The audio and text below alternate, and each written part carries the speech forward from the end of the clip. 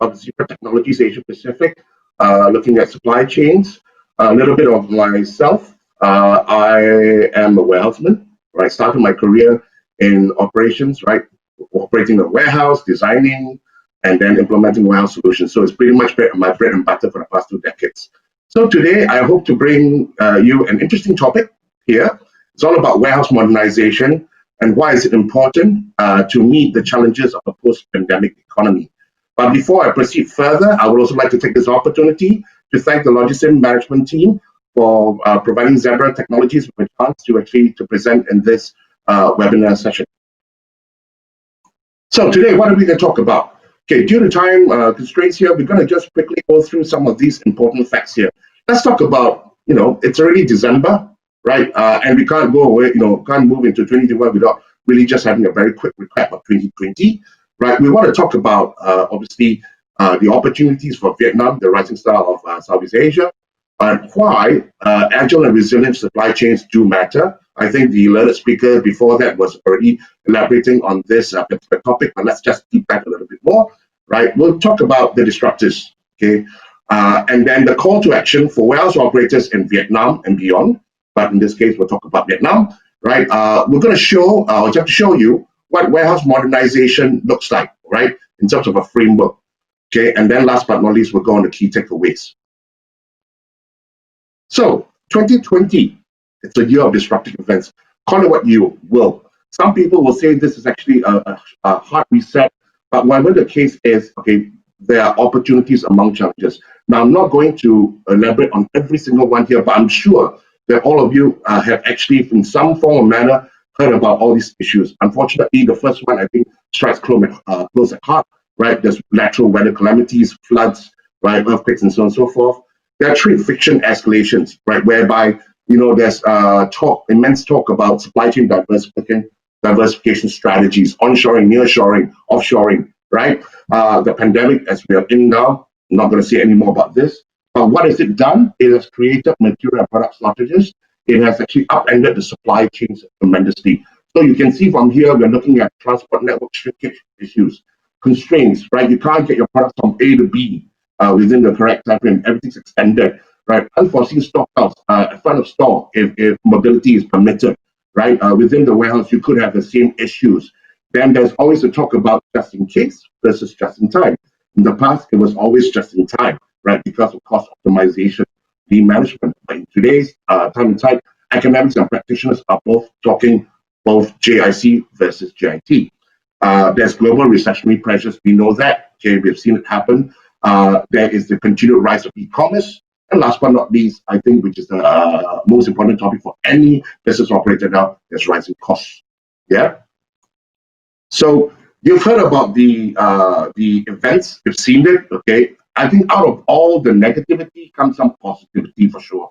So what is it for opportunities for Vietnam post-pandemic? Well, as I mentioned earlier, right? Vietnam is a rising star of Southeast Asia. You have been very successful in containing the pandemic outbreaks. There's continued focus on economic development. You're one of the very, very, very few countries that still has some form of GDP growth. Yeah, it's a low-risk destination for long-term investment. I didn't say it, I know it. The academics and the researchers have said that so, right? Then we have, of course, the latest and greatest in terms of free trade agreements. Vietnam is a signee of both the RCEP in recent times and also the CPTPP. Right? So what does this mean? You have access to markets, right? And that brings a lot of opportunities. I'm not going to go on the stats now. That's, it's relevant, but it's irrelevant in our discussion at this point. But it also shows that Vietnam is a viable alternative for select manufacturing activities. And we just talked about e-commerce, right? It's there's a opportunity to grow from 2.8 billion to 15 billion. So that's a lot, actually, within the time from 2018 to 25. However, with all the good stuff, that's still the bottom down there. If you look at it, you have there is still undeveloped infrastructure, right? You still need to have sustainable development and growth opportunities. But is this an economics lesson? No, it isn't. What I'm trying to do here is just to, I'm sure that is aligned with all the attendees here. Joining this session is we know that Vietnam presents a lot of opportunities. What can we do about it? Yeah. So when I talk about a very short economics overview, right? I'm going back to the topic at hand here, right? Warehouse modernization, but warehouses are part of the supply chain. So why agile and resilient supply chains important? Now, these are the two words you keep hearing, I think, since the beginning of this year: agility, resiliency. Well, my friends, it's about supporting the on-demand economy. This is a very simple illustration of a supply chain, but I'm sure that you agree with me that we could add in more trade lanes, we could add in more material flows. All in all, you're talking about the five flows: the flow of uh, um, uh, materials, you're talking about flow of funds, money, capital, right? You're talking about flow of data, right, which is important, or information, depends how you look at it. The flow of value-added activities that actually helps build the economy. Last but not least, there's also the flow of risks. So anything within these five flows here, can make or break a supply chain. And I think with the pandemic, we have seen supply chains already being upended. But are we here to talk about the entire supply chain? No, because due to time constraint, it's a topic by itself that we could go on and on. So what are we going to do? We're going to concentrate just on the warehousing, right? So meet the disruptors. Okay, what are these? Nothing unfamiliar, I'm sure, to you, right? It's about e-commerce. We're really told the audience here, I'm sure you know by yourself that e-commerce is on the rise. Okay, so everybody is actually looking at whenever possible B2B and B2C fulfillment. So last one comes into place, right? Which is another hot topic for another session. They're changing customer service expectations. Customers are not patient. I'm one of them. Okay, when I want to buy something over a platform, I expect it to be delivered, okay, at the time that it's supposed to be delivered based on the commercial package that I've actually subscribed to, right? Because there are other studies that suggest that if you do not accommodate your customers' expectations, you're likely to lose them. And it's so much harder to get a new customer, right? As opposed to actually maintaining loyalty. Yeah. Okay. Unpredictable inventory availability and product mix. If you look at this, okay, there are studies, and even Zebra has actually gone out to the market to look at this. Is that with e-commerce, right? People are buying in smaller volumes, right? The orders are more. There's more SKUs to hold because customers want choice, want variety. So your house gets bigger and bigger to a extent. I mean, the retail see, not the micro fulfillment centers, of course, right? But at least from the marketplace perspective, you're going to see more and more, right? And then you'll see, unfortunately, with the pandemic itself, there are new operational risks and requirements. What does it mean? You see in this illustration here, there's a 2-meter safe distancing gap. Okay, it could be more, could be less, depending on where you are. But generally, we'll say 2 meters or 6 feet. But why is this important? Well, in the past, when we design warehouses, or even plant manufacturing operations for that matter, right? It's about optimizing your square footage utilization, right? More is more expensive, as we say. But with the pandemic, post-pandemic, it's all about squeezing everything back in, right? Expanding it even further. So you have to make sure that there's sufficient space for safety handling, right? Your employees will have to feel safe before they come back to work. So these are all some of the new operational risks and requirements in a sense. Then, last but not least, we're talking about technology disruptors. Now, none of this technology is new, by the way. Okay, it's been around for some time. It's just that it's been looked at or explored even more fervently, and I'll give you the proof in a short while. Yeah, so we talked about robotics, right? Scala robots, okay, AMRs, AGVs, talk about locationing, things like that, all for the sake of visibility and efficiency. So you see the disruptors here. You know that there's the rise of e-commerce and even omni-channel fulfillment when the time is right. There's an inherent need for warehousing to stay relevant and cost-effective, yeah, or you'll be out of the game. So you'll see here there's a call to action for warehouse operators. So what's this about? Well, Zebra actually publishes a study every 4 to 5 years. So we've done one recently. We've done it the Zebra Warehouse Vision Studies. Now, why is this important? Okay, we have gone out to look for about 1,500 respondents from different countries, holding different middle management to senior management roles, anywhere between senior managers, directors, vice presidents, and so on and so forth, in supply chain operations, in IT, in actual warehousing operations, in sales, and so on and so forth, right? Why? Because we needed to understand, as a leading solutions provider of choice in mobility edge computing, we need to be in sync and aligned with what the market requires. So hence this study was conducted, and we found a fair bit of facts down here. There's a lot of stats. And if you're interested to have a copy of the Warehouse Vision Studies, it's still valid from 2019 to 2024. Please feel free to go to Google Zebra Warehouse Vision Studies. It will lead you to a website and you'll be able to download a copy. Yeah. So, in a nutshell, what does 2019 entail last year, right? So, we found out that these are the salient facts that have been presented to us in the studies by our respondents. There's rising importance of B2C fulfillment. I think we all agree with that, with e-commerce, right? So the higher demand levels, higher order velocity, picks, smaller picks, faster deliveries, fast is fast. In the old days, when we talk about fast, it's actually after same business days, it's within 4 hours, maybe 2 hours. I'm sure that you heard that the fastest that I've heard so far is 30 minutes or 45 minutes. Okay, imagine how fast is fast. Now, we're not saying that it applies to all business materials, but that's the speed that's been set up. Yeah.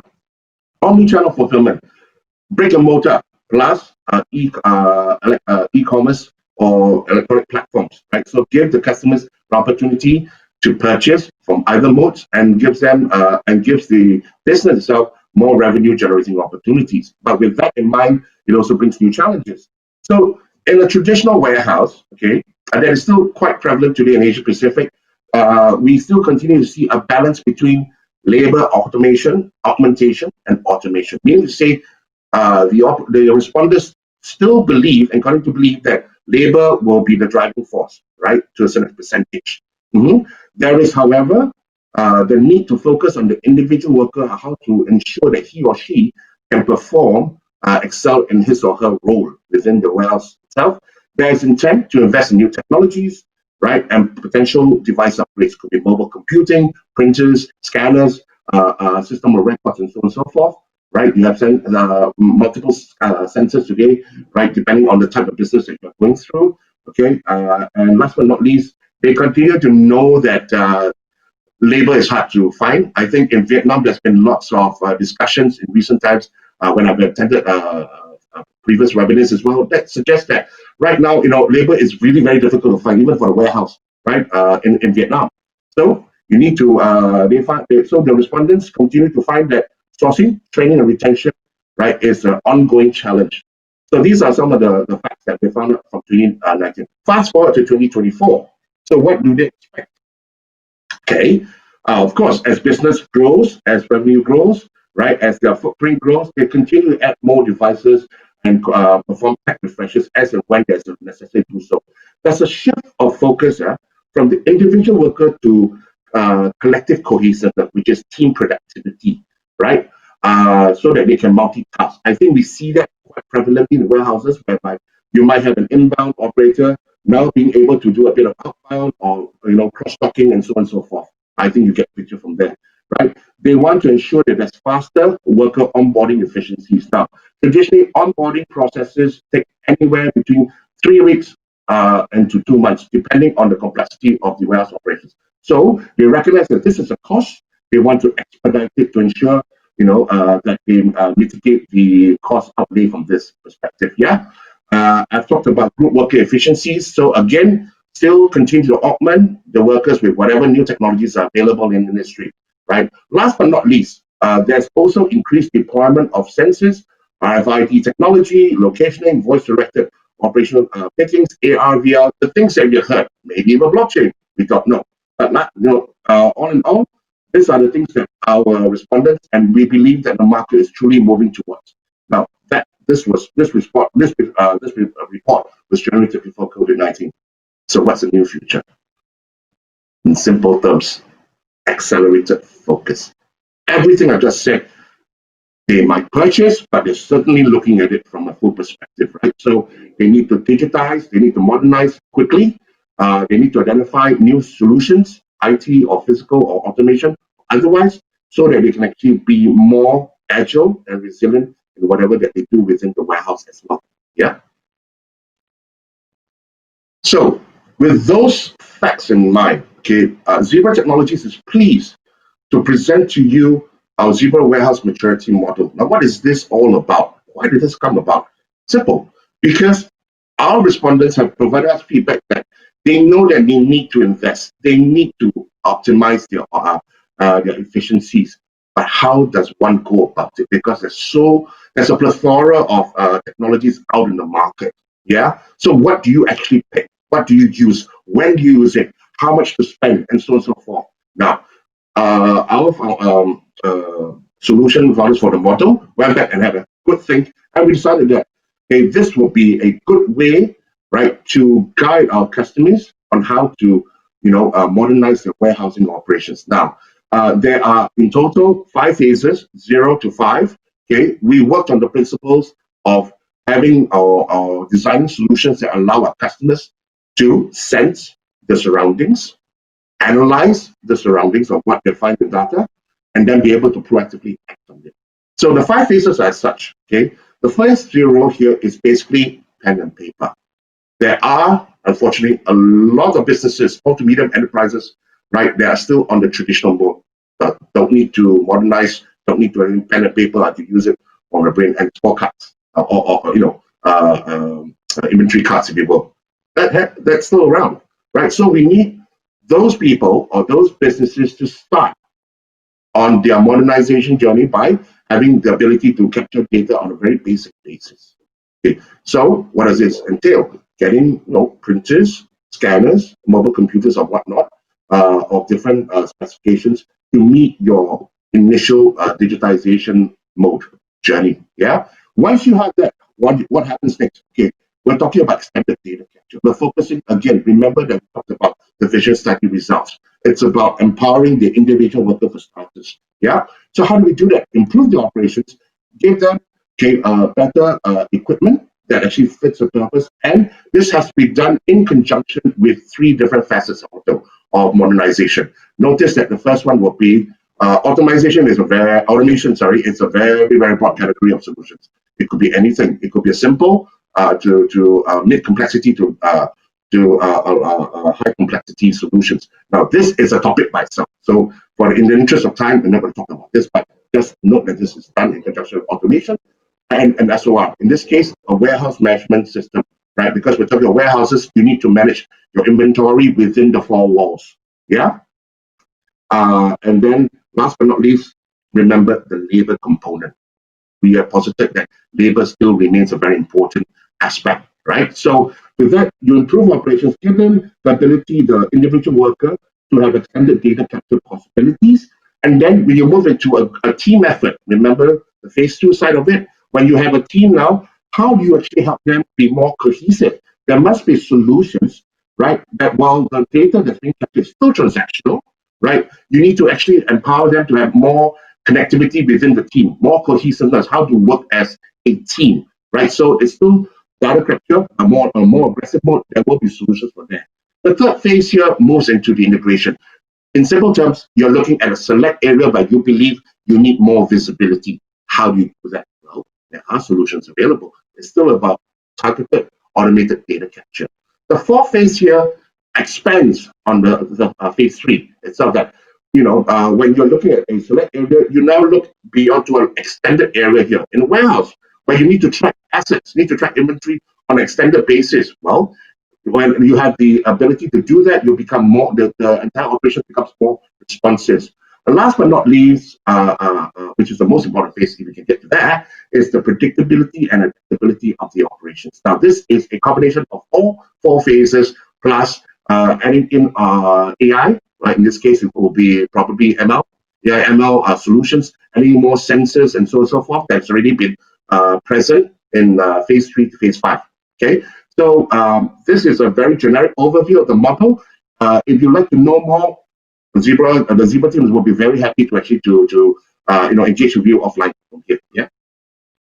So now that I've shown you the model, so what does good look like? Okay. Now, again, this is a topic by itself. But what we're trying to do here is that we hope that with this illustration, you can see the benefits of actually, resulting from all the different, transformative initiatives that you're going to take to modernize your operation. So we start from very basic here. It's basic transactional, right? Historical analysis. You go to prescriptive adaptive intervention. Makes sense, right? 0 to 5, right? Streamline workflows, absolutely important because it will all change. Yeah. Notes. Okay, we look at 4 facets. Let's talk about information technology systems here. You need to have We talked about WMSs, but in time to come, you're going to have more. These are technologies that are not new; they're in the market here, but we're just giving you a flavor. What needs to go into the entire equation of your choosing? Okay. Storage of material handling equipment. Okay, you still have the traditional APR racks, right? You may even have flow racks or whatnot have you, but you can actually, depending again on your business operation, other storage material handling solutions that will suit your new stage of evolution in terms of operations. So there's you can see all the different AGVs. You can look at robotics. You can look at the pallet shuttle system, so on and so forth. Okay, so again, like I said, there's lots in there here. It's a topic by itself.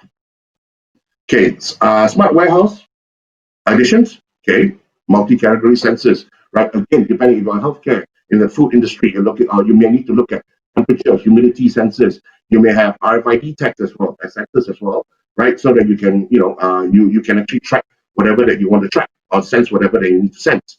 So in this case here, we're just adding a new one here, the social distancing that's new due to the pandemic. Okay, so Zebra ourselves, we have a Bluetooth Low Energy solution, right, that is actually used within our select equipment here that allows the operators to work in along safe distances. Yeah. Last but not least, I went back to labor. Okay, it's traditional versus augmented. Now, as you saw from the model itself, okay, we have the whole range of equipment solutions that depends on what you need, right, and you can actually deploy. So gone, the pen and paper traditional mode should be gone. Okay, you should be going into the augmented side of the business.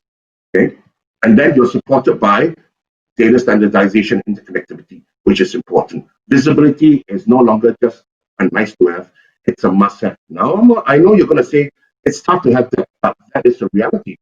It took the pandemic to tell us that, visibility is really critical. I've been preaching about visibility for at least, 1.5 decades in the past, right? We knew it was expensive then, but now there's so much more that you can do, okay? Last but not least, there is also the need, from looking at data capture, 1D to 2D barcodes now. Traditionally, it's 1D, but today we know that 2D barcodes will offer you more data. You can contain more data that is critical to your operations. Yeah. So this is what we believe good looks like in the near future. Now, does this work for everybody? It really depends on what you need. So that's why you need to structure your transformation journey, understand what your strategic intent is, and then move on from there. And Zebra obviously will be very happy to help you. Okay, so I've come almost to the end of my short presentation. Just want to give the audience a couple of key takeaways. One, change is constant, right? You plan to digitize and modernize now. There is no looking back. Gone are the old days. Okay, you might say, let's do a wait and see approach, which actually a lot of people are trying to do, like wait and see what happens next. But unfortunately, we are now in the decade, I would say, even, right? Whereby change is really constant. Unfortunately, these are the negative changes that we have to be really prepared about. Again, I think I do not need to, stress this too much because I think a lot of practitioners and academics have really, posted at this point, right? Supply chain collaboration is critical. Please, please, please. I understand that, as a business operator in the past, is that we don't share secrets to a extent. But if you don't share, how are you going to collaborate? How you can't stand on your own most of the time, especially in times of such, right? So there has to be a mindset change. There has to be transparency and accountability. There are so many initiatives in the world right now, in the industry itself, right? Even in the supply chain industry, right? That is all about collaboration, about transparency. Yeah. Structure your transformation journey. Nobody asks you to transform overnight. It's not possible, right? You got to do it, slow and steady, but well within the timeline that you believe, that suits your operation. So you have to plan effectively because resource is scarce, yeah, and we all know that cost is there. So you need to actually do your math and adopt a progressive transformation journey. Last but not least, and I need to stress this, right? There's a plethora of technologies out in the market, but do invest in credible technologies, okay? Because when you do so, you won't have all the painstaking other byproduct issues, and you'll be investing for the now, in the future. And what does it actually give back to you as the business organization, even as a organization participant? You achieve cost savings or cost avoidance. Call it what you will. There are different ways to calculate it, but at the end of the day, you get there. So again, right? We are thankful for this opportunity to present this framework to the audience, right? Just to very quickly show you a quick portfolio. There's too many things to show, but suffice to say, we are proud that we actually have a solution portfolio of unmatched breadth, end to end, right? So call us if you have interest to transform. Okay. With that, I thank you for your time, right? And you can see from our presentation, you've got this. Zebra doesn't need to tell you what to do because you already know what you need to do, right? But just know this, that you've got Zebra in the back. We're more than willing to support you in your transformation journey. Thank you very much.